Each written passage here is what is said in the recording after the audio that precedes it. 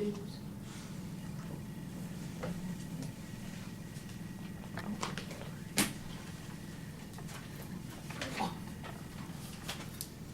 Hello everybody, my name's Ray Pollard, and the day I was born wasn't just another ordinary day. On January 2nd, 1985, I was born in Kansas City during a blizzard. My grandmother and my aunt had to rush my mother to the hospital through this blizzard just so I could be born. And after that, my life got a little less exciting. In my elementary years, I moved around from Raytown to Carrollton, and then ended up in Lincoln, Missouri, where I ended up graduating high school. Then in 2009, I started dating my wife, and then in 2011, we got married. And we are proud parents of a Boston Terrier named Chewy. And I'm working as a warehouse worker at a Whiteman Air Force Base, and I'm currently going towards my associates in computer-aided drafting. Some of our hobbies are we love to travel. I love to barbecue. I've started trying to make my own rubs and smoking different meats and stuff. And then we also like to go out or do outdoor activities like canoeing or camping.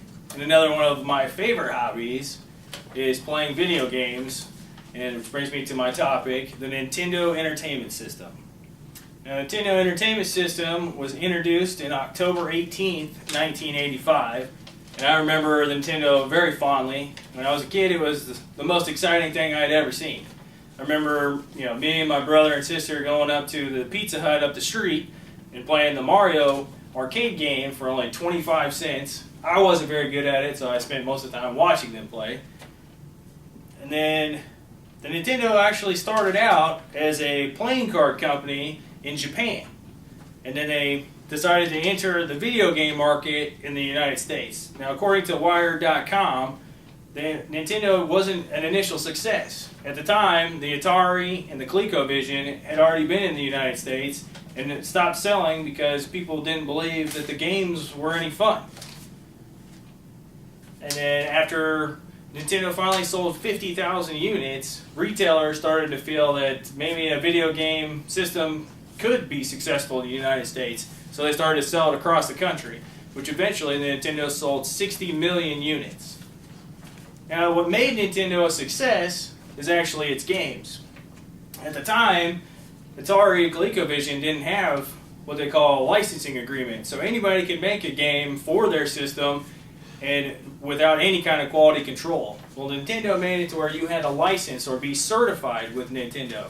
So the license agreement meant that Nintendo would certify your game with quality before they would actually put it for their system.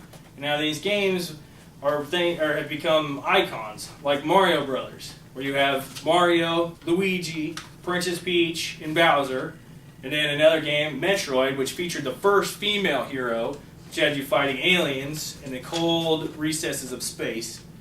And then one of my favorites, which is Duck Hunt, which featured what they call a peripheral, or a controller that was shaped like a gun and had a light sensor that would allow the screen to turn black with just a white square, and it would tell that you were actually pointing in that direction.